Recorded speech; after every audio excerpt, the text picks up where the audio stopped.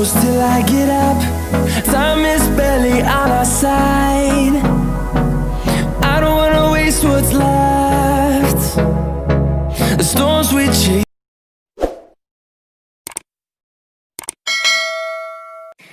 Hey guys, good morning. అందరూ ఎలా ఉన్నారు ఏంటి అనేది కామెంట్ సెక్షన్లో అంతా చెప్పండి. సో నేను ఈరోజు మీకు బీట్రూట్ హల్వా ఎలా చేయాలో చూపిస్తాను. సో దీనికి కావాల్సిన ఇంగ్రీడియంట్స్ వచ్చేసి మనకి beetroot, milk, sugar and dry fruits. మీరు యాలకుల పొడైనా తీసుకోవచ్చు, లేకపోతే యాలకులైనా తీసుకోవచ్చు. ఇక్కడ నేను 2 టేబుల్ స్పూన్స్ ఆఫ్ గీ తీసుకుంటున్నాను. 2 టేబుల్ స్పూన్ నెయ్యి వేసి మంచిగా కాగిన తర్వాత దాంట్లో మనం బీట్రూట్ అనేది వేసేసుకోవాలి, బాగా ఫ్రై చేసుకోవాలి. అండ్ నెక్స్ట్ ఇంకొకటి ఏంటంటే మనం గీలో ఇది వేస్తాం కదా, నెయ్యిలో ఈ బీట్రూట్ వేసిన తర్వాత ఎయిర్ బబుల్స్ లాగా మనకి రావాలి. అంటే మినిమం మీకు మీడియం ఫ్లేమ్లో 5 మినిట్స్ అయినా కుక్ చేయాలి. దెన్ ఏంటి అంటే మీకు బీట్రూట్ అనేది హాఫ్ కుక్ అవుతుంది ఈలోపు. సో దెన్ మీరేంటి అంటే తర్వాత మీరు మిల్క్ యాడ్ చేసుకోవచ్చు దీంట్లో. మిల్క్ మీరు డైరెక్ట్ ప్యాకెట్ మిల్క్ అయినా పర్లేదు, లేకపోతే నార్మల్ మిల్క్ అయినా ఏదైనా పర్లేదు, బట్ 1 కప్ తీసుకోవాలి. మీరు క్వాంటిటీస్ అనేది చూడండి. పెద్ద కప్పు నేను ఇది తీసుకున్నాను, అండ్ ఇవి చిన్న కప్స్తో 1 కప్పు మిల్క్ తీసుకున్నాను, అండ్ 3/4 కప్పు షుగర్ తీసుకున్నాను. షుగర్ ఏంటి అంటే మ్యాక్సిమం మీరు స్వీట్నెస్ ఇష్టపడే వాళ్ళు మీరు ఎక్కువ వేసుకోవచ్చు. Like 1 cup milk 1 cup sugar తీసుకోవచ్చు. బట్ బీట్రూట్ అనేది ఈ 1 కప్ మెజర్మెంట్స్ కన్నా ఎక్కువ ఉండాలి. లైక్ 2 కప్స్ బీట్రూట్ అనుకోండి లేదంటే. దెన్ మీరేంటి అంటే ఇవన్నీ మిక్స్ చేసుకున్న తర్వాత మంచిగా అది షుగర్ కూడా వేసిన తర్వాత మనకి ఒక పాకంలాగా ఫామ్ అవుతుంది అనమాట. దెన్ మీరు ఈ మిల్క్, షుగర్ ఇవన్నీ కూడా మీరు ఏంటి అంటే బాగా కరిగి ఒక స్వీట్నెస్ అనేది మీకు వస్తుంది.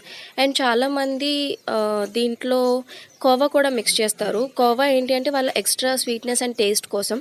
బట్ మనం కోవా అవసరం లేదు, షుగర్తోనే వచ్చేస్తుంది. అండ్ ఇక్కడ నేను యాలకులు 3 వేసుకున్నాను. మీరు కావాలంటే యాలకుల పొడి కూడా వేసుకోవచ్చు, ఇలాచీ పౌడర్. దెన్ మీకు ఇంకా మంచి టేస్ట్ అయితే వస్తుంది. తర్వాత డ్రై ఫ్రూట్స్ అనేది ఇక్కడ యాడ్ చేసేసాను. మీరు ఒకవేళ డ్రై ఫ్రూట్స్ కావాలి అనుకుంటే మీరు గీలో ఫస్ట్ కొంచెం నెయ్యి వేసి దాంట్లో మీరు ఫ్రై చేసేసుకొని పక్కన పెట్టుకొని తర్వాత మీరు దీంట్లో కూడా యాడ్ చేసుకోవచ్చు. ఇది చూసారా కొంచెం కొంచెం థిక్కెన్స్ అవుతుంది. లైక్ మీకు టెక్స్చర్ చూడండి, మీకు తెలుస్తుంది. ఫస్ట్ కొంచెం నార్మల్ మిల్క్తో ఉన్నది కొంచెం అలా థిక్నెస్ అనేది వస్తూ ఉంటుంది.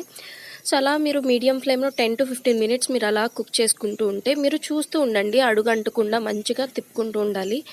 దెన్ మీకు ఆల్మోస్ట్ ఇంకా దగ్గరికి వస్తుంది అన్నప్పుడు ఆఫ్ చేసేసుకుంటే బెటర్. ఎందుకంటే రూమ్ టెంపరేచర్కి వెళ్ళిన తర్వాత అది బాగా థిక్ అయిపోతుంది.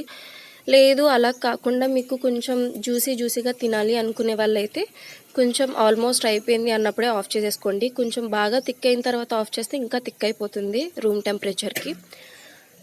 సో మీరు ఇలా కూడా చేయొచ్చు బీట్రూట్.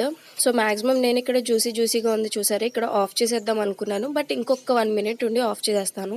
బికాజ్ రూమ్ టెంపరేచర్కి వెళ్ళిన తర్వాత మరీ అది థిక్నెస్ అయిపోయింది అనుకోండి, తినేదానికి కొంచెం గట్టిగా ఉంటుంది. అదే జ్యూసీగా తింటే కొంచెం టేస్ట్ అనేది ఎక్సలెంట్గా ఉంటుంది.